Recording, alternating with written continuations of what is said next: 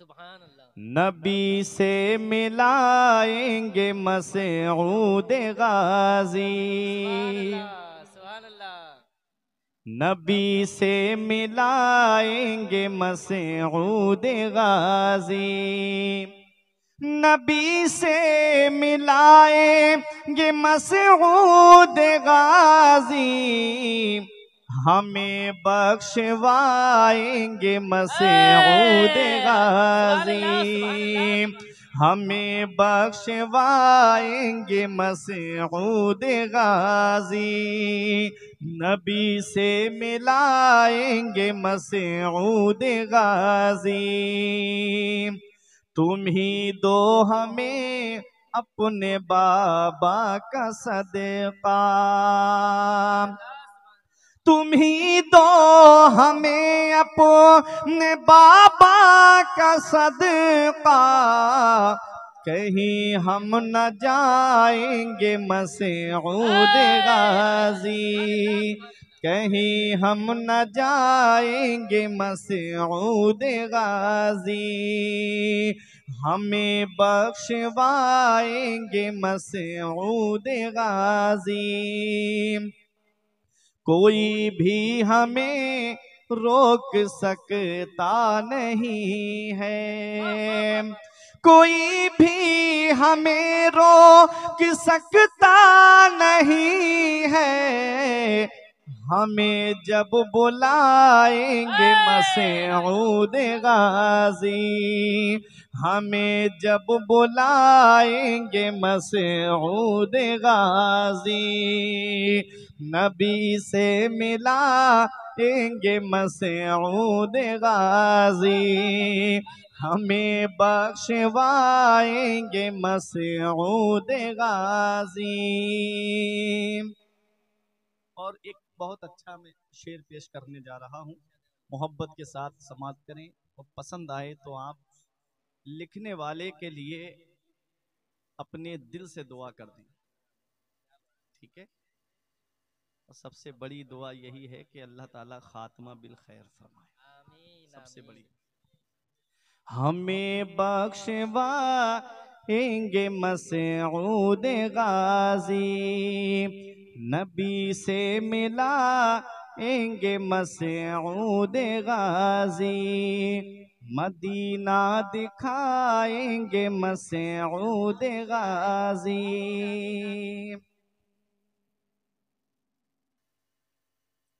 तेरे दर से गैरों ने भी खूब पाया। देखें जब भी शमीम भाई आओ यहाँ देखो, गाजी पाक बिला तफरीक मजहबो मिल्लत हर एक की झोली भर रहे हैं, जो जैसी तमन्ना लेके आता है, दिली मोहब्बत लेके आता है, मेरे गाजी उसे वैसे ही नवाजते हैं।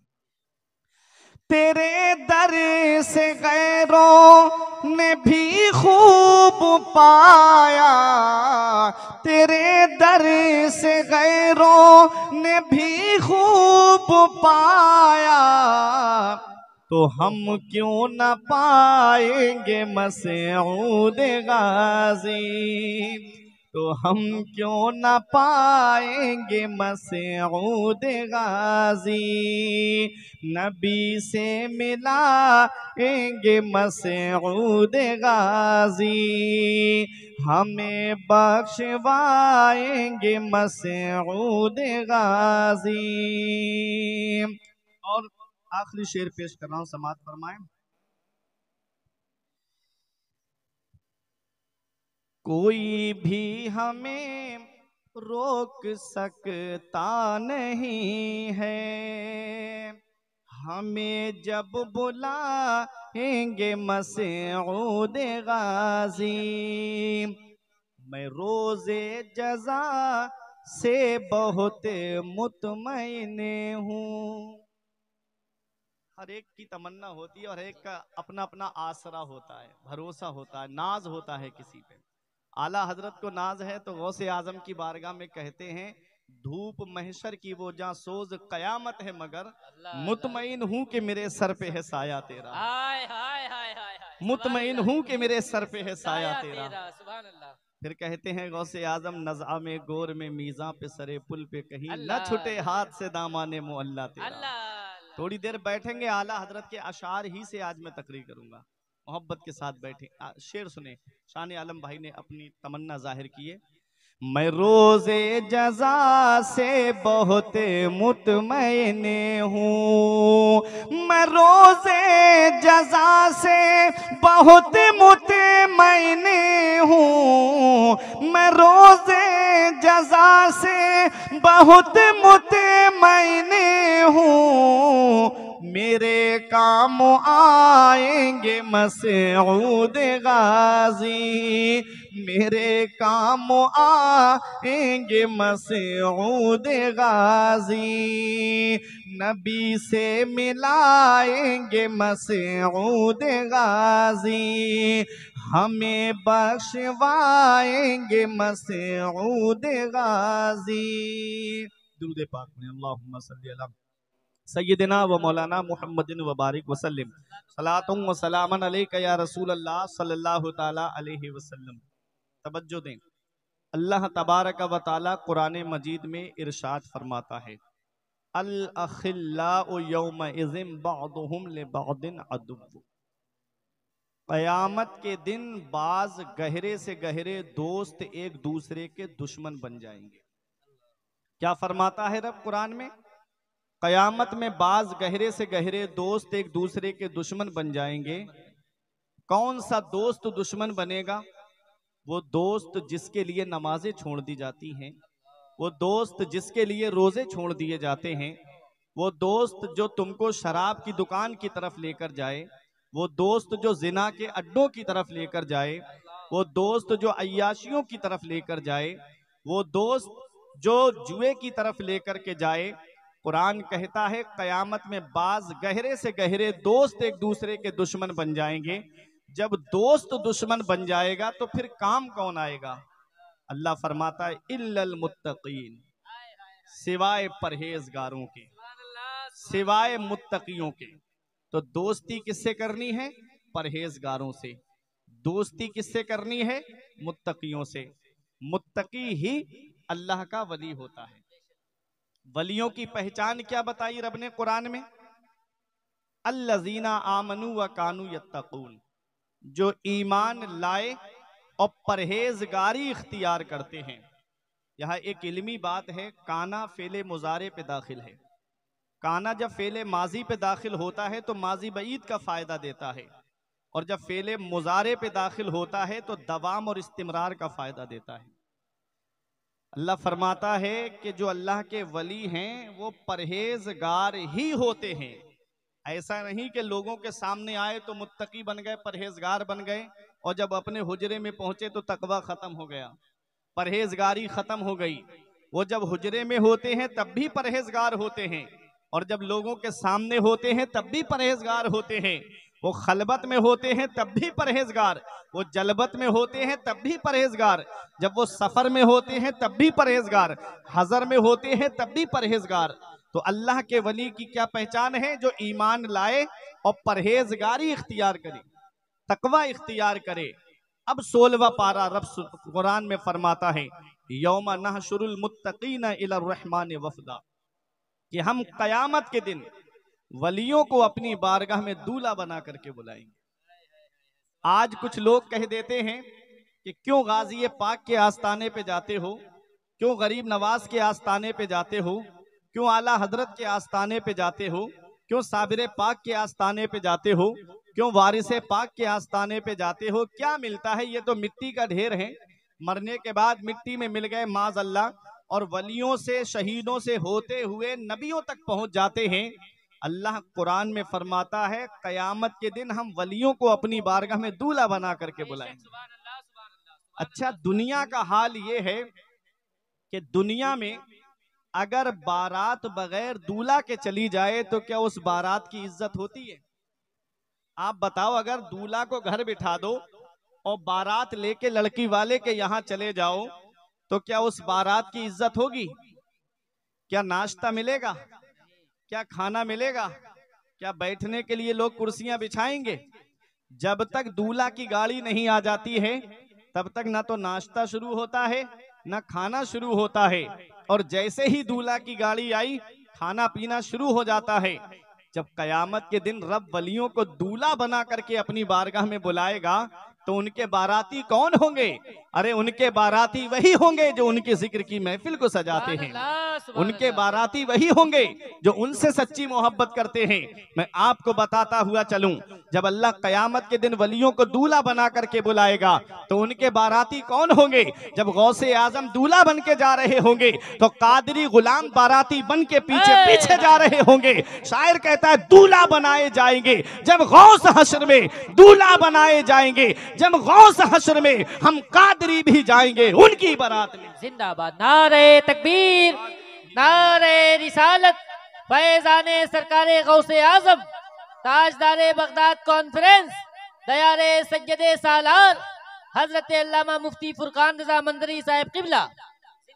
आला हजरत कहते हैं इब्ने ज़हरा को मुबारक हो अरूसे कुदरत, इब्ने ज़हरा को मुबारक हो अरूसे कुदरत, कादरी पाए तसद्दुक मेरे दूल्हा तेरा, कादरी पाए तसद्दुक मेरे दूल्हा तेरा। अरे जब गौसे आजम दूल्हा बन के जा रहे होंगे तो कादरी पीछे पीछे बाराती बन के जा रहे होंगे। जब सैयद सालार मसूद गाजी दूल्हा बन के जा रहे होंगे तो गाजी पाक से मोहब्बत करने वाले बाराती बन के पीछे पीछे जा रहे होंगे। जब गरीब नवाज दूल्हा बन के जा रहे होंगे तो गरीब नवाज से मोहब्बत करने वाले पीछे पीछे बाराती बन के जा रहे होंगे। जब साबिर पाक दूल्हा बना के बुलाए जाएंगे तो साबिरी गुलाम पीछे पीछे बाराती बन के जा रहे होंगे। जब मखदूम पाक दूल्हा बन के जा रहे होंगे तो मखदूम पाक से मोहब्बत करने वाले पीछे पीछे बाराती बन के जा रहे होंगे। जब वारिस पाक दूल्हा बन के जा रहे होंगे तो वारिस पाक से मोहब्बत करने वाले पीछे पीछे बाराती बन के जा रहे होंगे। जब मीर मोहम्मद इस्माइल वास्ती अलैहिर्रहमा दूल्हा बन के जा रहे होंगे तो इस्माइली पीछे पीछे बाराती बन के जा रहे होंगे। जब सैयद शाह अब्दुल रज़्ज़ाक बासवी दूल्हा बन के जा रहे होंगे तो रज़्ज़ाकी गुलाम उनके पीछे बाराती बन के जा रहे होंगे। और आगे बढ़िए, जब आला हजरत दूल्हा बन के जा रहे होंगे तो रज़वी पीछे पीछे बाराती बन के जा रहे होंगे। जब मुफ्ती आजम दूल्हा बन के जा रहे होंगे तो नूरी पीछे पीछे बाराती बन के जा रहे होंगे। अरे जब ताजुश शरिया दूल्हा बन के जा रहे होंगे तो ताजुश शरिया के गुलाम बाराती बन के पीछे पीछे जा रहे होंगे। नारे तकबीर, नारे रिसालत, फैजाने सरकारे गौसे आजम हजरत अल्लामा मुफ्ती फुरकान रजा मंदरी साहब किबला। रब फरमाता है यौम नहशुरुल मुत्तकीना इलर रहमान वफदा, हम कयामत के दिन वलियों को अपनी बारगाह में दूल्हा बना के बुलाएंगे। अच्छा, ये तो हो गई वलियों की बात। जो दुनिया में वलियों से नफरत करते थे, वो मज़ारों पे जाने से रोकते थे, उनका भी हश्र इसी आयत में बयान कर दिया। रब ने फरमाया वन्नसूकुल मुजरिमीना इला जहन्नमा विरदा, जो वलियों से नफरत करते हैं उनको जहन्नम की तरफ प्यासा हाँका जाएगा। चलो, दुनिया में इनकी कब्र को मिट्टी का ढेर कहता था। 25वां पारा रब फरमाता है इन्नल मुत्तकीन फी मकामिन अमीन, जो वली हैं बेशक वली अमन वाली जगह में होंगे, सुकून वाली जगह में होंगे। इसी आयत में रब फरमाता है उनकी कुर्सियां एक दूसरे के आमने सामने होंगी। इधर गौसे आजम की कुर्सी, इधर गरीब नवाज की कुर्सी, इधर साबिर पाक, इधर बाबा फरीद, इधर निजामुद्दीन औलिया, इधर चराग नसीरुद्दीन चराग देहलवी, इधर शाहमदार, इधर मखदूम पाक, आमने सामने उनकी कुर्सियां होंगी। इधर मीर मोहम्मद इस्माइल वास्ती, इधर सैयद शाह अब्दुल रज़्ज़ाक बासवी, आमने सामने कुर्सियां होंगी वलियों की। तो जो वलियों से नफरत करते थे वो देख के कहेंगे अरे सैयद सालार मसूद गाजी, बढ़ना चाहेंगे, फरिश्ते मारेंगे, चल जहन्नम की तरफ। इनके मजार पे जाने से रोकता था, इनके आस्ताने पे हाजिरी से रोकता था, चल जहन्नम की तरफ, मारेंगे, प्यासा हाँका जाएगा जहन्नम की तरफ। हाँकना जानते हो? जैसे कोई भेड़ बकरियों को चराने के लिए लेके जाता है तो एक डंडा होता है उसके पास में, और जहां किसी के खेत में उनने मुंह मारना चाहा तो एक डंडा मार कहता है चल सीधी, इधर उधर जाना चाहा चल सीधी, है ना? एक मिसाल मैं आपको दे रहा हूँ। वनसूकुल मुजरिमीना इला जहन्नम विरदा, जो वलियों से नफरत करते हैं उन्हें जहन्नम की तरफ प्यासा हाँका जाएगा। तो पता चला हम अहले सुन्नत वल जमात हैं, हम तमाम वलियों से मोहब्बत करते हैं, हम तमाम वलियों से प्यार करते हैं, हम तमाम वलियों की अजमत को अपने सर का ताज बनाते हैं। व नसूकुल मुजरिमीन इला जहन्नम विर्दा। जो वलियों से नफरत करते हैं उन्हें जहन्नम की तरफ प्यासा हाँका जाएगा। उन्हीं वलियों में जो वलियों का सरदार है, आज उसके जिक्र की महफिल सजी है। कौन गौसे आजम है? कौन गौसे आजम है? आला हजरत फरमाते हैं, नबवी में अलबी फसल बतूली गुलशन। हाय हाय हाय हाय। नबवी में अलबी फसल बतूली गुलशन, हसनी फूल हुसैनी है महकना तेरा। हसनी फूल हुसैनी है महकना तेरा। जब कोई फूल किसी गुलशन में खिलता है तो उससे पहले ये पता लगाया जाता है कि ये जमीन कौन सी है, और इस पौधे को पानी कौन सा दिया गया है, और ये पौधा किसके गुलशन का है, और ये फूल किसका है। आला हजरत अजीमुल बरकत कहते हैं कि जो कस्बा जीलान के मोहल्ला नीफ के सादात घराने में जो फूल खिला है, जिसे दुनिया गौसे आजम के नाम से जानती है, ये फूल को कौन से पानी से सींचा गया है, इस पौधे को कौन से पानी से सींचा गया है, तो नबवी में इस पौधे को जो सींचा गया है वो मदीने वाले मुस्तफा सल्लल्लाहु अलैहि वसल्लम की बारिश रहमत से सींचा गया है। और अलबी फसल मौला अली शेरे खुदा की फसले बहार में ये फूल खिला है, और ये फूल हजरत फातिमा के गुलशन का फूल है, और ये फूल इमाम हसन का है, और इसमें जो खुशबू आई है वो इमाम हुसैन की खुशबू आई है। जिंदाबाद। इसमें जो खुशबू आई है वो इमाम हुसैन की खुशबू आई है। हसन का फूल, इमाम हसन का फूल इसलिए कहा गया कि वालिद की तरफ से आपका सिलसिला नसब जो है वो इमाम हसन से मिलता है, और वालिदा की तरफ से इमाम हुसैन से मिलता है। आओ जरा इमाम इश्क व मोहब्बत को देखिए, क्या फरमाते हैं आला हजरत, सर भला क्या कोई जाने के है कैसा तेरा, सर भला क्या कोई जाने के है कैसा तेरा। इंसान को आप देखिएगा, इंसान के बदन में सबसे ऊपर का हिस्सा सर होता है, और सबसे नीचे का हिस्सा पैर, और पैर के भी नीचे तलवा आता है। तलवा सबसे नीचे है और सर सबसे ऊंचा है। गौसे आजम का मकाम देखो, गौसे आजम का मर्तबा देखो। अरे गौसे आजम के सर की शान तो अलग है, आपकी गर्दन की शान तो अलग है, आपके सीने की शान तो अलग है। अरे उनके तलवे की ये शान है कि सर भला क्या कोई जैसा तेरा, औलिया मलते हैं आंखें वो है तलवा तेरा। नारे तकबीर, नारे रिसालत, फैज़ाने सरकारे गौसे आजम, फैज़ाने सज्जदे सालार, हजरत अल्लामा मुफ्ती फुरकान मंदरी साहब किबला जिंदाबाद। ये है सरकार गौसे आजम। कितनी सन हिजरी में पैदा हुए? 470। एक बात बताता हूं अनस भाई, हाशिम भाई, हमारे बुजुर्गों ने कहा जाफी इश्क़िन व तवफ़्फ़ी कमाल। इश्क, गौसे आजम की तारीख विलादत निकाली तो इश्क निकला। हाय हाय हाय। इश्क के अदद कितने हैं? जोड़ेंगे, आइन के 40, शीन के 300। शीन के कितने हुए? 300। आइन के 70 हैं, शीन के 300 हैं, काफ के 100 हैं। कितने हुए? 470। इश्क के अदद कितने हैं? 470। जो ताबीज लिखते हैं वो ज्यादा माहिर हैं, मैं इस चीज से बहुत दूर हूं, इसलिए थोड़ा अदद बताने में वो हो सकता है। आइन के 70, शीन के 300, काफ के 100, मिला के हुए 470। गौसे आजम कितनी हिजरी में पैदा हुए हैं? 470 में। क्या बात है। और आपकी उम्र कितनी हुई है? 91 साल। कितने साल उम्र हुई है? 91 साल। कमाल के अदद कितने हैं? काफ के 30, लाम काफ के 20, लाम के 30, मिला के कितने हुए? 50। अलिफ का 1 कितने हुए? और मीम के 40 कितने हो गए? 91। अब 91 को 470 में मिला दो तो होते हैं 500 कितने? जोड़ लिया। यही गौसे आजम की तारीख विसाल है, यही गौसे आजम की तारीख विसाल है।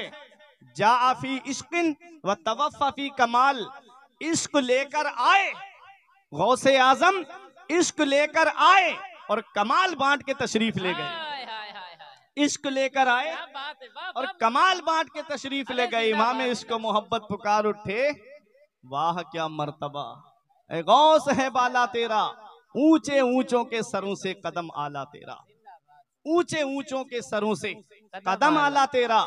हजरात, बच्चे हमारे यहाँ पर भी पैदा होते हैं और बच्चे तुम्हारे यहाँ पर भी पैदा होते हैं, लेकिन बच्चों के पैदा होने का अंदाज अलग अलग है। सरकार गौसे आजम को देखिएगा, 4 साल की उम्र शरीफ में सरकार गौसे आजम जब मदरसा पढ़ने के लिए गए, उस्ताद ने कहा पढ़ो बेटा बिस्मिल्लाहिर्रहमानिर्रहीम। आपने औज़ुबिल्लाह शरीफ को पढ़ा, बिस्मिल्लाह को पढ़ा और रिवायतें मुख्तलिफ 17 या 18 पारे अपने उस्ताद को एक ही बैठक में सुना दिए। उस्ताद हैरत से देखते हैं, अब्दुल कादिर तुम पढ़ने आए हो कि मुझे पढ़ाने के लिए आए हो? बेटा इससे पहले कौन से मदरसे में पढ़ते थे? कहा किसी मदरसे में नहीं। कहा फिर ये पारे तुम्हें कैसे याद हुए? कहा मेरी माँ 18 पारों की हाफिजा थी। मेरी माँ जब वो तिलावत करती थी वो पारे मैंने माँ के शिकम में सुनकर के याद कर लिए हैं। ये गौसे आजम है। अल्लाह अकबर, 4 साल कुछ महीने की आपकी उम्र है, अपने उस्ताद को 17 या 18 पारे सुना रहे हैं। यहाँ से एक बात पता चलती है कि पहला मदरसा बच्चे के लिए माँ की गोद होता है।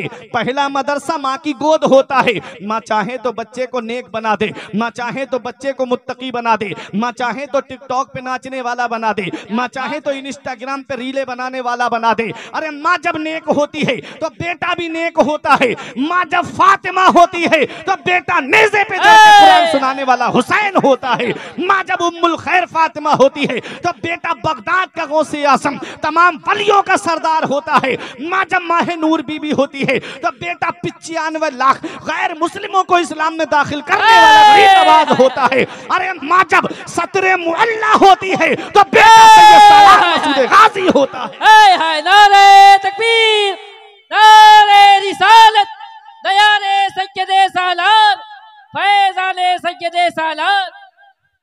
माँ जब नेक होती है तो बेटा भी नेक होता है। माँ जब आरिफा होती है तो बेटा मखदूम अशरफ जहांगीर सिमनानी होता है। माँ जब साबिरा होती है तो बेटा अलाउद्दीन अली अहमद साबिर होता है। माँ जब जाहिदा होती है तो बेटा निजामुद्दीन औलिया देहलवी होता है। अरे माँ जब नेक होती है तो बेटा वारिसे पाक होता है। माँ जब नेक होती है तो बेटा मीर मोहम्मद इस्माइल वास्ती अलैहिर्रहमा होता है। माँ जब नेक होती है तो बेटा सैयद शाह अब्दुल रज़्ज़ाक़ बासवी होता है। अरे माँ जब नेक होती है तो बेटा हुज्जतुल इस्लाम हामिद रजा खान होता है। माँ जब नेक होती है तो बेटा मुजद्दिद आजम होता है। माँ जब नेक होती है तो बेटा मुफ्ती आजम होता है। अब तुम्हारी मोहब्बत का इम्तिहान है। अरे बाप जब मुफस्सिर कुरान हो और माँ वो हो जो अपने जेवर दे करके मंजर इस्लाम के असातिज़ा की तनख्वाह अदा कर दे तो उसके शिकम से जो बेटा दुनिया में आता है उसी को दुनिया ताजुल शरिया के नाम। नारे तकबीर, नारे रिसालत, फैज़ाने गौसे आज़म, फैज़ाने सैयदे सालार, बस्ती बस्ती करिया करिया, हजरत अल्लामा मुफ्ती फुरकान रज़ा मंदरी साहब किबला जिंदाबाद जिंदाबाद। अरे बाप नेक होता है, माँ मुत्तकिया होती है तो औलाद भी परहेजगार होती है। जब माँ मुत्तकिया होती है तो औलाद भी मुत्तकी होती है। और जब माँ खुद सीरियल देखने वाली हो तो बेटे डांस नहीं करेंगे तो क्या करेंगे? माँ जब खुद फिल्में देखे तब बच्चे नाचेंगे नहीं तो क्या करेंगे? अरे माँ जब खुद फिल्में देखे तो बेटे टिकटॉक पे रील नहीं बनाएंगे तो क्या बनाएंगे? इसलिए ऐ मेरी माँ और बहनों, एक पैगाम दे के जा रहा हूँ कि अपने बच्चों को वक्त से पहले जवान कर दो। हीरो हीरोइन का किरदार देकर नहीं, बहराइच के गाजी दूल्हा का किरदार देके जवान करो। अगर बच्चों को जवान करना है तो बगदाद के गौसे आजम का किरदार देके जवान करो। बच्चों को जवान करना है तो गरीब नवाज का किरदार देकर के जवान करो। ये मत देखो मोहल्ले वाले क्या कहेंगे, ये मत देखो खानदान वाले क्या कहेंगे, ये मत देखो तुम्हारे रिश्तेदार क्या कहेंगे। जमाना खफा है तो क्या गम है इसका, जमाना खफा है तो क्या गम है इसका। जमाने को ठोकर लगाए चला जा, जमाना ही एक दिन तेरे साथ होगा, तू आका को अपने मनाए चला। हमें अपने नबी को राजी करना है। हमें अपने रसूल को राजी करना है। गौसे आजम देखें 17 या 18 पारे अपने उस्ताद को सुना दे। फिर गौसे आजम ने 18 साल तक कस्बा जीलान के कुर्ब जवार में तालीम हासिल की। फिर उसके बाद अपनी माँ के पास आए। एक काफिला जा रहा था हज करने के लिए। गौसे आजम आए, अम्मी इजाजत दे दो, मैं भी हज करने जाना चाहता हूँ। माँ ने कहा बेटा अभी मत जाओ। जब इजाजत नहीं मिली तो रोने लगे। रोते हुए मकान की छत पे चढ़ गए और देखने लगे। जहां तक काफिला नजर आया गौसे आजम की आंख से आंसू नहीं रुके। रो रहे थे गौसे आजम। रब ने फरमाया काबे आज तुझे अपना निजाम बदलना पड़ेगा। लोग तो तेरे तवाफ के लिए आते हैं, आज तुझे मेरे महबूब बंदे अब्दुल कादिर के तवाफ के लिए जाना है। सुभान अल्लाह। जिस मकान पे गौसे आजम थे, रूहानी तौर पे काबे ने उस मकान के चारों तरफ चक्कर लगाया। आला हजरत की नजर पड़ी, पुकार उठे सारे अफ्ताबे जहां करते हैं काबे का तवाफ। काबा करता है तवाफे दरे बाला तेरा। काबा करता है तवाफे दरे बाला तेरा। फिर कहते हैं और परवाने हैं जो होते हैं काबे पे निसार। और परवाने हैं जो होते हैं काबे पे निसार। गौसे आजम शमा एक तू है कि परवाना है काबा तेरा। शमा एक तू है कि परवाना है काबा तेरा। फिर कहते हैं तुझसे और दहर के अफ्ताब से निस्बत कैसी। तुझसे और दहर के अफ्ताब से निस्बत कैसी। कुतुब खुद कौन है खादिम तेरा चेला तेरा। ये है सरकार गौसे आजम। आओ जरा देखो। अपनी माँ के पास आए, अम्मी अब इजाजत दे दो, अब तेरा बेटा बगदाद तालीम हासिल करने जाना चाहता है।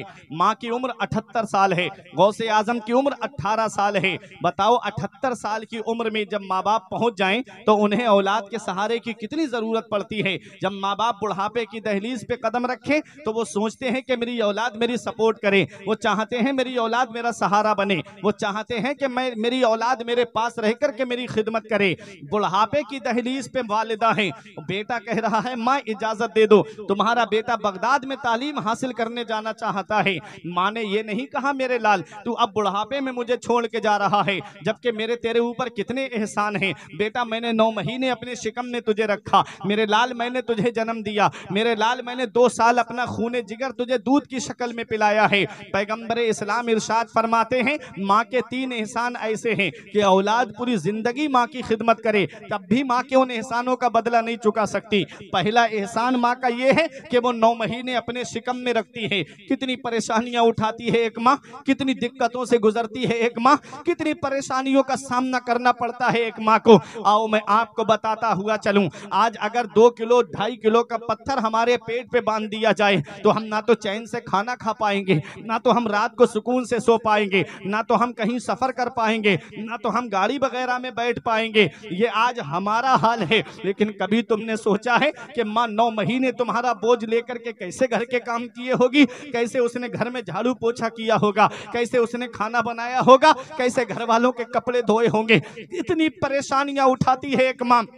और बेटा जब जवान हो जाता है तो कहता है मेरे माँ बाप ने मेरे लिए किया क्या है, मेरी माँ ने मेरे लिए क्या किया है। देखो पैगंबर इस्लाम फरमाते हैं माँ के 3 एहसान ऐसे हैं कि औलाद पूरी जिंदगी माँ की खिदमत करे तब भी माँ के उन एहसानों का बदला नहीं चुका सकती। पहला एहसान ये है कि माँ 9 महीने अपने शिकम में रखती है, और दूसरा एहसान माँ का ये है कि वो औलाद को जन्म देती है। बाज औरतों का बच्चे की पैदाइश के वक्त में इंतकाल हो जाता है। कितनी परेशानियां उठाती है एक माँ।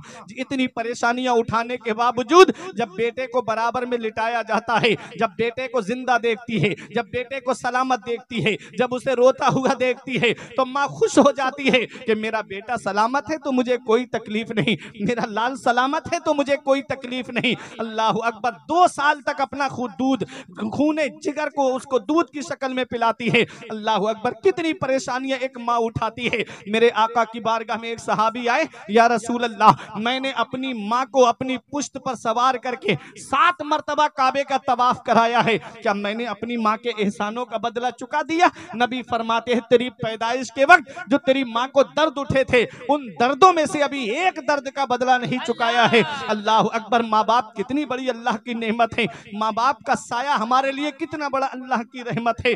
याद रखो जिस दिन ये साया हमारे सर से उठ जाता है उस दिन पता चलता है हम कितनी बड़ी नेमत से महरूम हो गए। जिस दिन माँ बाप की चारपाई घर से उड़ जाती है उस दिन पता चलता है कि हम कितने बड़े साए से महरूम हो गए। अब हमारे बुजुर्गों ने कहा बाप आंगन में लगे हुए पेड़ की तरह होता है। जब शिद्दत की गर्मी पड़ती है, जब शिद्दत की धूप पड़ती है, जब गरम गरम लू के थपेड़े होठों को खुश्क कर देते हैं, ऐसे वक्त में सबसे बेहतर साया दरख्त का साया माना जाता है। सबसे बेहतर साया, सबसे मुनासिब साया पेड़ का साया माना जाता है। दोपहर में पेड़ के पत्ते तोड़कर देखना, ऊपर से गर्म होते हैं लेकिन नीचे बैठने वाले को छांव पहुंचाते हैं, नीचे बैठने वाले को सुकून पहुंचाते हैं। ऐ पलरी बाग में गाजी पाक के दयार के करीब में रहने वालों, याद रखो हमारे बुजुर्गों ने फरमाया बाप आंगन में लगे हुए पेड़ की तरह होता है जो खुद तो धूप में जलता रहता है, अपनी औलाद को साया पहुंचाता है, अपनी औलाद को छांव पहुंचाता है। ऐसे माँ बाप के साये की ना कदरी ना कर, ऐसे माँ बाप के साये की ना कदरी ना कर, धूप काटेगी बहुत जब ये शजर गिर जाए। अल्लाह अल्लाह, नारे तकबीर, नारे रिसालत, फैजाने सरकारे गौसे आजम, फैजाने सज्जदे सालार, मसलके आला हजरत हजरत अल्लामा मुफ्ती फुरकान रजा मंदरी साहब किबला। धूप काटेगी बहुत जब ये शजर गिर जाएगा। धूप कैसी भी हो साया नहीं खोने देता, राह कैसी भी हो बेबस नहीं होने देता। बेच के अपना लहू चाहे वो रोटी लाए, बाप औलाद को भूखा नहीं सोने देता। कभी तुम्हें ये लगे ना मेरे बाप ने मेरे लिए क्या किया है, तो चलो रात में बस स्टैंड की तरफ, रेलवे स्टेशन की तरफ, वहां तुम्हें कुछ लोग ऐसे मिलेंगे कि कोई ऑटो रिक्शा चलाता गलियों में मिलेगा, कोई बस लेके खड़ा है, कोई 4 व्हीलर लेके खड़ा है, कोई ट्रक चला रहा है। ये रात के 2 बजे के बाद ये अनस भाई, हाशिम भाई, इन लोगों से आप पूछे कैसी नींद आती है, आदमी को आंख खोलना दुश्वार हो जाता है। ऐसी आलम में कोई बस चला रहा है, कोई ट्रक चला रहा है, ये एक बाप ही तो है। कभी कभी मैं आता हूँ तो देखता हूँ कि धूप में पूरे दिन शिद्दत की गर्मी में फलों का ठेला लगा के खड़ा है, प्यास लगती है पानी पीने मस्जिद की टंकी पे जाता है। कोई कहता है दुकान छोड़ के जाते हो, 20 रुपए की बोतल मिलेगी बराबर में, पी क्यों नहीं लेते? कहता है 20 रुपए बच जाएंगे, मेरे बच्चों की पढ़ाई में काम आएंगे, मेरे बच्चों की तालीम में काम आएंगे, मेरे बच्चों की पढ़ाई में काम आएंगे। आज वही बेटा आला तालीम हासिल करके माँ बाप की इज्जत नहीं करता। आज वही बेटा जवान हो गया, 4 पैसे क्या कमाने लगा, माँ बाप का बिस्तर घर से बाहर कर दिया। इस औलाद के लिए वलियों के आस्थानों के चक्कर लगाए थे कि अल्लाह वली के सदके में मेरे घर में कोई चराग जलाने वाला है। इस औलाद के लिए आलिमों के घरों पे गए थे, इस औलाद के लिए पीरों के घरों के चक्कर लगाए थे कि जिस औलाद ने माँ बाप का बिस्तर घर से बाहर कर दिया। हम कौन सा मुंह लेके जाएंगे अपने आका की बारगाह में, हम कौन सा चेहरा लेके जाएंगे अपने नबी की बारगाह में। याद रखो माँ बाप अल्लाह की इतनी बड़ी नेमत है कि जिस दिन इनकी चारपाई घर से उठ गई उस दिन चराग लेके भी ढूंढोगे तो माँ बाप जैसा प्यार करने वाली शख्सियत नहीं, माँ बाप जैसी मोहब्बत करने वाली शख्सियत नहीं मिलेगी। आज हर चीज में आपको मिलावट मिलेगी, दूध में आपको मिलावट मिलेगी, घी में आपको मिलावट मिलेगी, मक्खन में आपको मिलावट मिलेगी, आटा चावल दही में आपको मिलावट मिलेगी। इस मिलावटी दौर में अगर बगैर मिलावट के कोई चीज है तो वो माँ बाप की मोहब्बत है जिसमें कोई मिलावट नहीं होती। आज वही माँ बाप बुढ़ापे की दहलीज पे पहुंचते हैं तो हम उनके साथ क्या सलूक करते हैं। अल्लाह 15वें पारे में फरमाता है वक़ज़ा रब्बुका अल्ला तअबुदू इल्ला इय्याहु व बिल वालिदैनि इहसाना इम्मा यबलुगन्ना इंदकल किबरा अहदुहुमा व किलाहुमा फला तकुल लहुमा उफ़्फ़िन वला तनहरहुमा व कुल लहुमा क़ौलन करीमा वख़्फ़िद लहुमा जनाह ज़ुल्ल मिनर रहमा व कुर रब्बिरहमहुमा कमा रब्बयानी सगीरा। रब फरमाता है हुक्म दिया तेरे रब ने कि अपने रब के सिवा किसी की बंदगी ना करो और अपने माँ बाप के साथ में हुस्न सलूक करो, अपने माँ बाप के साथ में भलाई करो। उलमा आपको बताएंगे कि पूरे कुरान को आप पढ़ें, जहां जहां अल्लाह ने अपनी इबादत का हुक्म दिया है ठीक उसके बाद अल्लाह ने माँ बाप के साथ भलाई करने का हुक्म दिया है, माँ बाप के साथ हुस्न सलूक करने का हुक्म दिया है। मतलब क्या है? मतलब यह है कि हुकूकुल्लाह के बाद में, अल्लाह के हक की अदायगी के बाद में बंदों के हक में सबसे बड़ा हक जिसका है तो वो माँ बाप है। माँ बाप का हक बहुत बड़ा है। रब फरमाता है इम्मा यबलुगन्ना इंदकल किबरा अहदुहुमा व किलाहुमा, जब वो दोनों बुढ़ापे को पहुंच जाएं, या उनमें का कोई एक बुढ़ापे को पहुंच जाए, किसी का इंतकाल पहले हो जाए, माँ बुढ़ापे तक पहुंचे या बाप बुढ़ापे तक पहुंचे, अल्लाह फरमाता है फला तकुल्लाहुमा उफ, तो उन्हें उफ भी मत कहना, उफ भी मत कहना। डांटना तो बहुत दूर की बात, झिड़कना तो बहुत दूर की बात, जजरो तौबीख करना तो बहुत दूर की बात, गालियां देना तो बहुत दूर की बात, तेज तर्रारी से बात करना तो बहुत दूर की बात। कुरान कहता है उफ भी मत कहना, उफ भी मत कहना। उफ का मतलब जानते हो आप? अलग अलग तफसीरें की मुफस्सिरीन किराम ने। एक मैं बताता हूं आपको, जैसे किसी के 4 बेटे हैं, बाप ने छोटे बेटे से पानी मांग लिया, मेरे लाल पानी ले आओ, तो कहता उफ, और किसी बेटे से क्यों नहीं कहते? कुरान ने इस पे भी रोक लगा दी, किस्मत वाला है तू कि तेरे वालिद ने खिदमत के लिए तुझे पसंद किया। क्या बात है, सुभान अल्लाह। नसीब वाला है कि तेरे वालिद ने अपनी खिदमत के लिए तुझे चुन लिया है।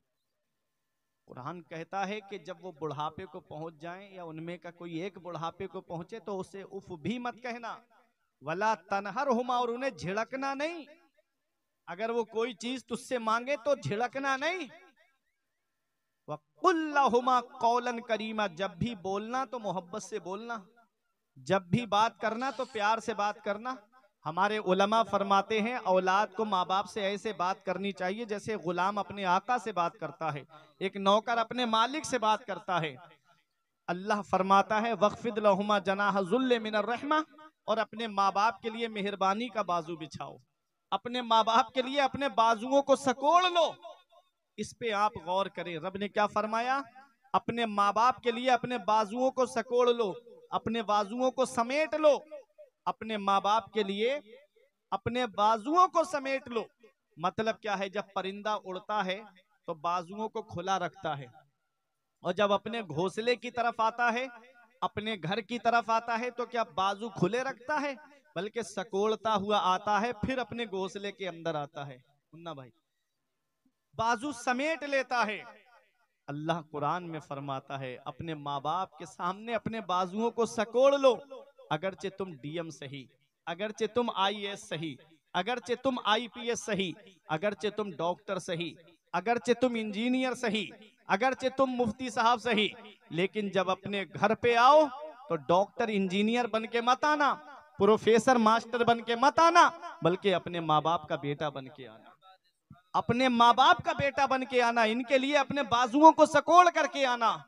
और जब माँ बाप के पास आओ ना तो इनका बेटा बन करके आना। अल्लाह अकबर। और ऐसे दुआ करना, कुरान हमको पैगाम दे रहा है कि माँ बाप के लिए ऐसे दुआ करो, ए अल्लाह मेरे माँ बाप पे ऐसा रहम फरमा जैसा उन्होंने बचपन में मेरे ऊपर रहम किया था, जैसा बचपन में उन्होंने मेरे ऊपर रहम किया था। आदमी अपने बचपन को याद कर लेना तो कभी माँ बाप का बिस्तर घर से बाहर नहीं करेगा। अगर बचपना अपना याद कर लेना तो कभी माँ बाप को अपने घर से नहीं निकालेगा। मैंने देखा है एक माँ बाप 5-6 औलाद को पाल लेते हैं और 5-6 औलाद से एक माँ बाप नहीं पलते हैं। बुढ़ापे में उनका बंटवारा कर दिया जाता है, माँ 1 महीना मेरे घर खाएगी, बाप 1 महीना तेरे घर पे खाएगा। आपको मैं बताना चाहता हूँ, माँ बाप जब कम घर बना के देते हैं औलाद के लिए, तो अगर 3 बेटे हैं तो तीनों को अलग अलग रूम बना के देते हैं। ये मेरे बड़े बेटे का, ये मेरे मजले का, ये मेरे छोटे का। अपने लिए कोई रूम नहीं बनाते हैं क्योंकि वो जानते हैं कि मेरी औलाद बुढ़ापे में मेरा सहारा बन जाएगी, मेरी औलाद मेरे बुढ़ापे में सहारा बनेगी। आज वही औलाद जब माँ बाप बुढ़ापे में पहुंचे, माँ बाप का बिस्तर घर से बाहर कर दिया जाता है। मौलाना रूम फरमाते हैं पहली मोहब्बत है माँ बाप की जो दुनिया में बदला मांगती है। अगर तुमने अपने माँ बाप के साथ भलाई की तो तुम्हारी औलाद तुम्हारे साथ भलाई करेगी। अगर तुमने अपने माँ बाप के साथ भलाई नहीं की तो बुढ़ापे में ये उम्मीद लगा के मत बैठना कि तेरी औलाद तेरा सहारा बन जाएगी। अरे ये फलों का ठेला लगाने वाला एक बाप ही तो है, ये बस चलाने वाला एक बाप ही तो है, ये ट्रक चलाने वाला एक बाप ही तो है, ये ऑटो चलाने वाला एक बाप ही तो है, ये मुंबई कमाने जाने वाला एक बाप ही तो है, ये दिल्ली कमाने जाने वाला एक बाप ही तो है, ये बेंगलोर कमाने जाने वाला एक बाप ही तो है, ये 3-3 साल के लिए सऊदी कमाने जाने वाला ये एक बाप ही तो है। आज वही बाप बूढ़ा हो जाता है, उसका बिस्तर घर से बाहर कर दिया जाता है। जब तक माँ बाप जिंदा होते हैं औलाद बात करना तक पसंद नहीं करती। जब उनका इंतकाल हो जाता है तो चारपाई को चारों तरफ से घेर के बेटे कहते हैं अब्बा बोलते क्यों नहीं, अम्मी बोलती क्यों नहीं। जब अम्मी बोलती थी तब बोलना पसंद नहीं था, जब अब्बा बोलते थे तब उनका बोलना पसंद नहीं था। याद रखना, एक पैगाम दे के जा रहा हूं, दिल की तख्ती पे लिख लेना। अगर तुम दुनिया में कामयाब होना चाहते हो, अगर तुम फाइजुल मुराम होना चाहते हो, अगर तुम तकर्रुबे इल्लाह की मंजिल पे गामजन होना चाहते हो, तो नबी के उस फरमान को दिल में बसा लो। नबी फरमाते हैं कि जिससे उसके माँ बाप राजी हैं उससे अल्लाह राजी, उसका रसूल राजी, और जिससे माँ बाप नाराज हैं उससे ना अल्लाह राजी ना उसका रसूल राजी। अरे इस वक्त के बारे में तो सोचा भी ना था। बेटों से ज़ईफ़ी में हुई खत्म रसाई, घर बार तो बांट लिए, शौक से फुरकान, हिस्से में किसी के मगर मां नहीं आई। वक्त ठुकरा देगा एक दिन, मेरी सारी ये कुर्बानियां दामने उम्मीद में फकत नाकामियां रह जाएंगी। शादियों के बाद बेटे तो अलग हो जाएंगे, बाप के हाथों में फकत बैसाखियां रह जाएंगी। बुढ़ापा क्या जवानी क्या, ये बचपन बांट लेते हैं। न होगा दिल में गुंजाइश तो आंगन बांट लेते हैं। नहीं मंजूर हिस्से में किसी बेटे को अपनी माँ, मगर आपस में बूढ़ी माँ के कंगन बांट लेते हैं। मगर आपस में बूढ़ी माँ के कंगन बांट लेते हैं। अब्बा की आंख का जो चश्मा न ला सके, मैयत पे आ रहे हैं हवाई जहाज से। ये हाल है आज की औलाद का। बाप कौन सी कुर्बानी नहीं देता अपनी औलाद के लिए, बाप कौन सी परेशानी नहीं उठाता अपनी औलाद के लिए। आज वही औलाद बुढ़ापे की दहलीज पे, माँ बाप का बिस्तर घर से बाहर। हमारे कमरे में एसी चले, कूलर चले, जाड़ों में गर्म हीटर का इंतजाम, माँ बाप तीनों झोपड़ियों में रह के फटी हुई रजाई ओढ़ के अपनी जिंदगी के शब रोज गुजारे। इस दिन के लिए औलाद को जवान किया था माँ बाप ने? क्या इस दिन के लिए औलाद को पाला था माँ बाप ने? याद रखना, कुछ गुनाहों की सजा ऐसी है जिसको अल्लाह आखिरत के लिए मुअख्खर कर देता है। एक सजा ऐसी है, मैंने हदीस पाक में पढ़ा, माँ बाप को सताने वाली, कि अल्लाह ताला दुनिया में बहुत जल्दी दे देता है। माँ बाप को सताने वाले को दुनिया में भी सजा मिलती है, कब्र में भी मिलेगी और आखिरत में भी इसकी सजा मिलेगी। तो अगर माँ बाप जिंदा हैं तो उनकी कद्र कर लो। माँ बाप अल्लाह की वो अजीम नेमत हैं कि हजरत बायजीद बुस्तामी से पूछा था कि आप वली कैसे बने। तो बायजीद बुस्तामी ने अपना वाकया बताया था कि एक दिन ऐसी सर्दी पड़ रही थी, इतनी सर्दी थी, मेरी माँ ने मुझसे पानी मांग लिया। मैं सर्दी में उठा, घर में पानी तलाश किया, नहीं मिला।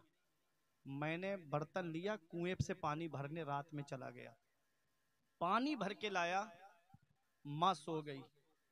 मैंने उठाना पसंद नहीं किया कि मैं अपनी माँ को उठाऊंगा तो कहीं बेअदबी ना हो जाए, नींद में खलल ना पड़ जाए।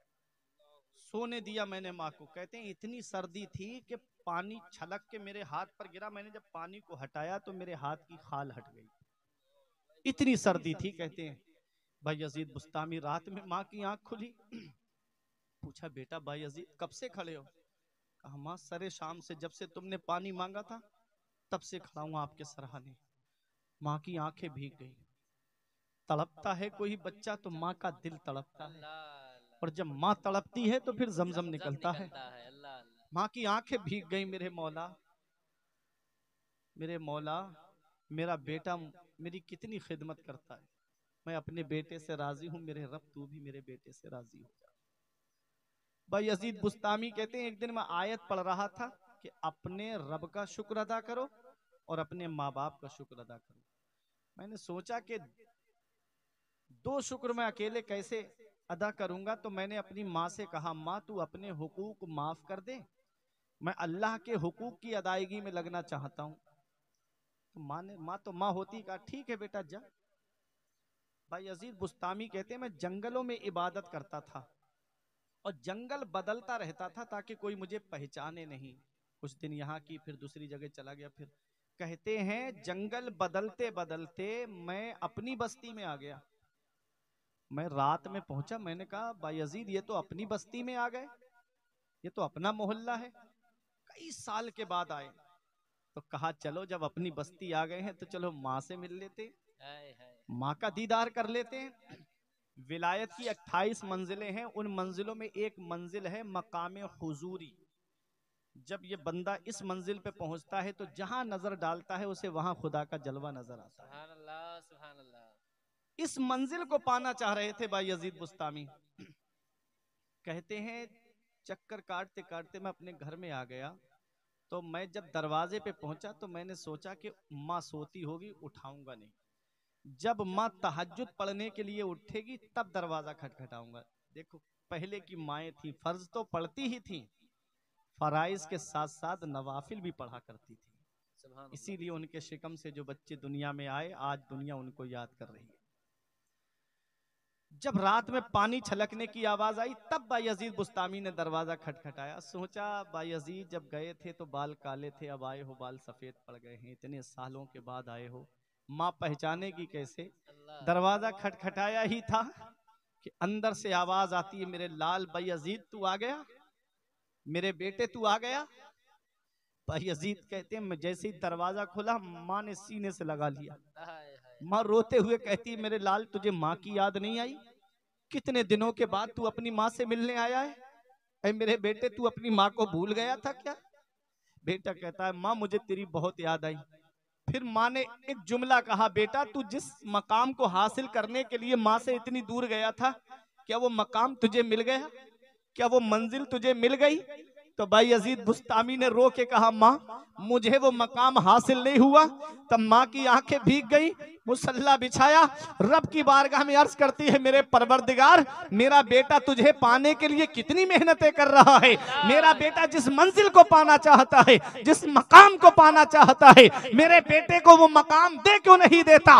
बायजीद बुस्तामी का बयान है कि माँ ने दुआ करके अपने हाथ चेहरे पर फेरे भी नहीं थे कि पर्दे उठ जाते हैं, हिजाबात उठ जाते हैं, और जिस मकाम को बायजीद कई सालों में हासिल ना कर सका, वो मकाम अल्लाह ने माँ की एक दुआ के वसीले से अता फरमा दिया। नारे तकबीर, नारे रिसालत, फैज़ाने सज्जदे सालार, फैज़ाने गौसे आजम हजरत अल्लामा मुफ्ती फुरकान रजा साहिब किबला जिंदाबाद। तो ये माँ है, परेशान हो अंधेरों से तो जाओ माँ के कदमों में, वो जब चाहे मुकद्दर में उजाले डाल देती है। हम दुआएं कराते फिर रहे हैं, हम दुआ लेते नहीं हैं। मैं आया हजरत दुआ कर देना, पीर साहब आए हजरत दुआ कर देना, आलिम साहब मिले हजरत दुआ कर देना। दुकान में बरकत नहीं हो रही है, कारोबार में बरकत नहीं हो रही है, मकान में परेशानियों ने घेर रखा है, हम दुआ कराते फिर रहे हैं, हम दुआ लेते नहीं है। अरे घर में बैठे हुए माँ बाप से दुआएं लो, माँ बाप की दुआएं वो है, नबी फरमाते है माँ बाप की दुआ औलाद के हक में ऐसे कबूल होती है जैसे नबियों की दुआ उम्मत के हक में कबूल होती है। तो माँ बाप अल्लाह की बहुत बड़ी नेमत है। माँ बाप के एहसान, औलाद पूरी जिंदगी माँ बाप की खिदमत करे तब भी उनके एहसानों का बदला नहीं चुका सकती। लेकिन ये गौसे आजम की वालिदा है। जब बेटे ने कहा माँ इजाजत दे दो मैं बगदाद जाना चाहता हूँ, तो माँ ने अपने एहसान नहीं गिनाए, अपने बेटे को कहा जा मेरे लाल, इल्म हासिल करने जा रहा है, किसी और काम के लिए इजाजत मांगता तो मैं तुझे नहीं देती। तूने इजाजत मांगी है तो नाना की शरीयत को हासिल करने की मांगी है, नाना के दीन को हासिल करने की मांगी है, इसलिए मैं तुझे रोक नहीं सकती। आए गौसे आजम बगदाद में तालीम हासिल करने के लिए। आज यहाँ पहुँच के एक बात मैं आपको बताऊँ, गौसे आजम जब पैदाइशी वली हैं, गौसे आजम जब मादरजाद वली हैं, अरे गौसे आजम सिर्फ वली ही नहीं है बल्कि वलीगर हैं। जब तक कोई वली बनता ही नहीं है, जब तक गौसे आजम के दस्तखत नहीं हो जाते हैं, विलायत का बजट गौसे आजम की बारगाह से पास होता है। तब गौसे आजम की जब बारगाह से पास होता है, जब गौसे आजम की मोहर लग जाती है, तब किसी को वली बनाया जाता है, तब कोई वली बनता है, तब कोई मनसबे विलायत पे फाइज होता है। तो जो गौसे आजम पैदाइशी वली हैं, मादरजाद वली हैं, उन्हें मदरसा जाने की क्या जरूरत थी, उन्हें इल्म हासिल करने की क्या जरूरत थी, दौरान तालिब इल्मी परेशानियां उठाने की क्या जरूरत थी। तो आज ये उन जाहिल पीरों के मुंह पे तमाचा है जो ना तो किसी मदरसे में जाकर के पढ़े, ना जिन्होंने किसी उस्ताद के सामने जानुए अदब तय किया, उसके बावजूद ना किसी आलिम की कदर करते हैं, ना किसी मुफ्ती की कदर करते हैं। हालात ऐसे बनते चले जा रहे हैं। अरे वो कहते हैं मौलवियों का रास्ता और है और पीरों का रास्ता और है। उन्हें ये पैगाम दिया जा रहा है कि गौसे आजम सिर्फ पीर नहीं है बल्कि पीराने पीर है। गौसे आजम तो पीरों के भी पीर है ताजुश शरिया फरमाते हैं, पीरों के आप पीर हैं या गौस अल मदद, अहले सफा के मीर है या गौस अल मदद, सदका रसूल पाक का झोली में डाल दो, हम कादरी फकीर हैं या गौस अल मदद। नारे तकबीर, नारे रिसालत, फैजाने सरकारे गौसे आजम, दयारे सज्जदे सालार, हजरत अल्लामा मुफ्ती फुरकान रजा मंदरी साहब किबला जिंदाबाद। गौसे आजम पीराने पीर हैं, फिर भी मदरसा जाके तालीम हासिल करना। और कितनी तालीम हासिल की, कितना पढ़े गौसे आजम। आज हम करामतें सुनते हैं, मैं थोड़ा हट के बताना चाहता हूँ। इतनी परेशानियां उठाई थी मेरे गौस ने 25 साल में कि अगर आपके सामने बयान कर दी जाए तो आंखों से आंसू आ जाएंगे। गौसे आजम कहते हैं मैं कई कई दिन तक फाके से रहता था, कई कई दिन तक फाके से। कहते भूख ने एक दिन इतना मुझे बेचैन कर दिया, मैं निकल गया कर्ख के खंडरात की तरफ, कोई मुबा चीज मिल जाए तो उठा के खा लूं। जब गए तो वहां 40 फकीर और भूख भूख चिल्ला रहे थे।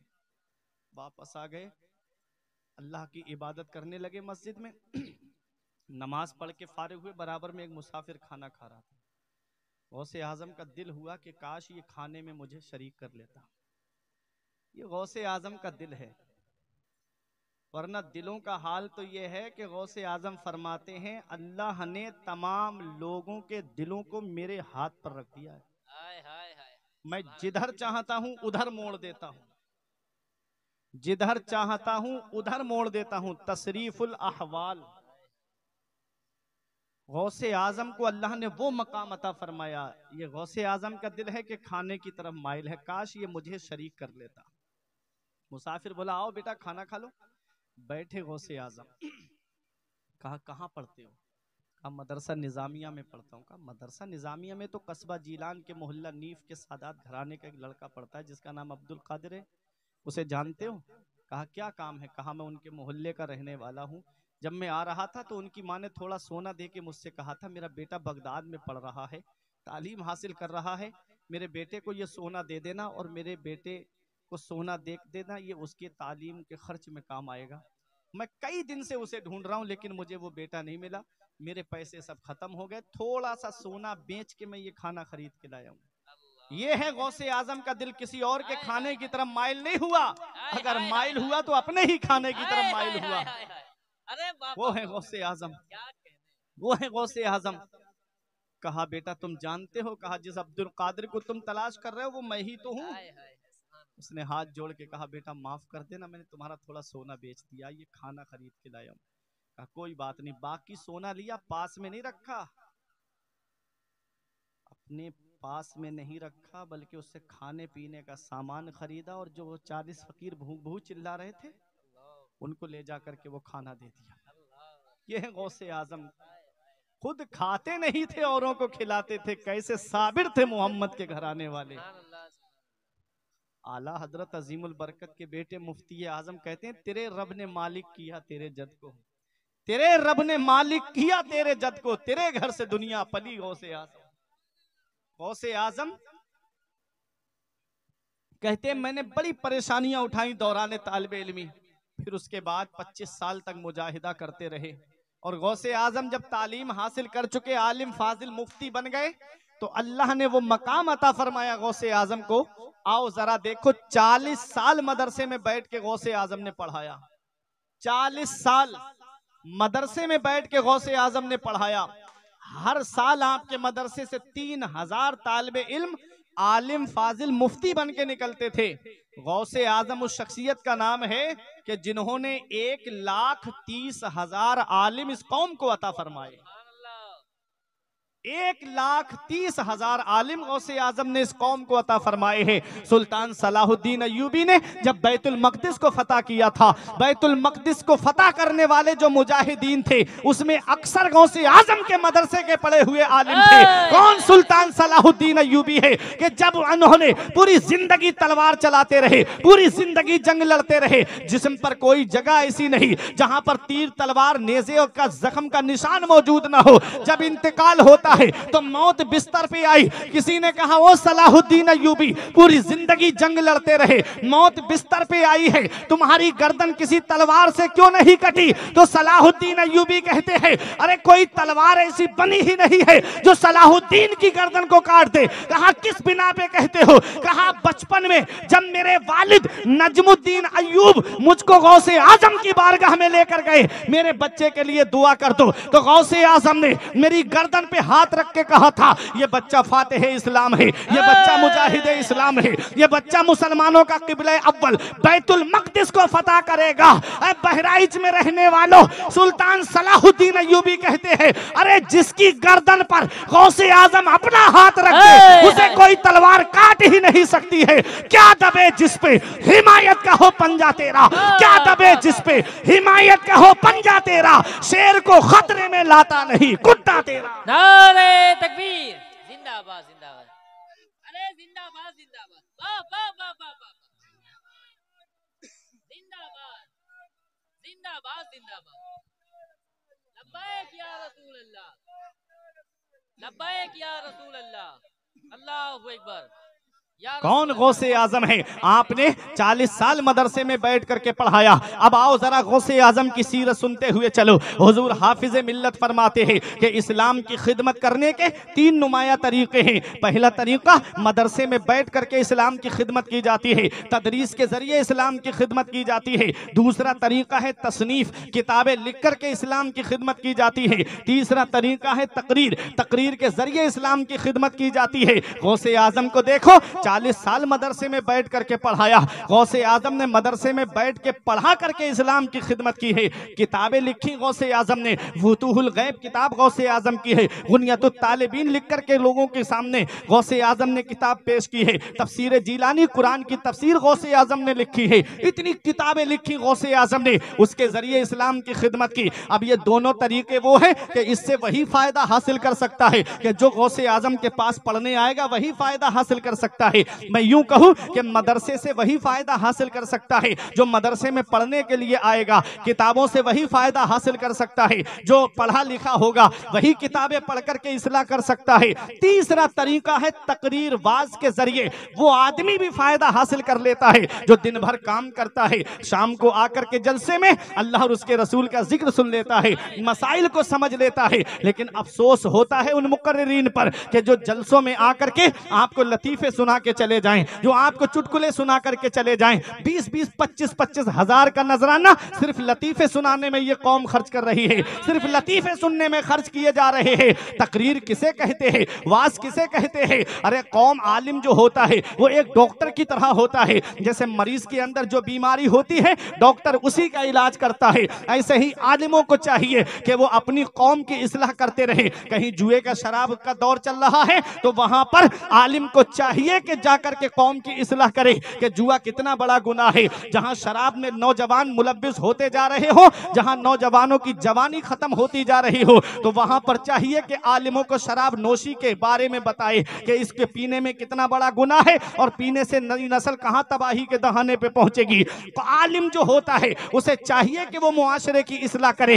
मैं आपको बताता हुआ चलूं, गौसे आजम मदरसे में बैठ के पढ़ा रहे हैं, किताबें लिख के इस्लाम की खिदमत कर रहे हैं। तीसरा तरीका बचा था। एक दिन आप लेटे जोहर की नमाज से पहले तो ख्वाब में मदीने वाले मुस्तफा तशरीफ लाते हैं और नबी तशरीफ लाते हैं। मेरे आका फरमाते हैं जिसने ख्वाब में मुझे देखा उसने मुझी को देखा, तो शैतान मेरी शक्ल में दाखिल नहीं हो सकता, शैतान मेरी शक्ल में नहीं आ सकता।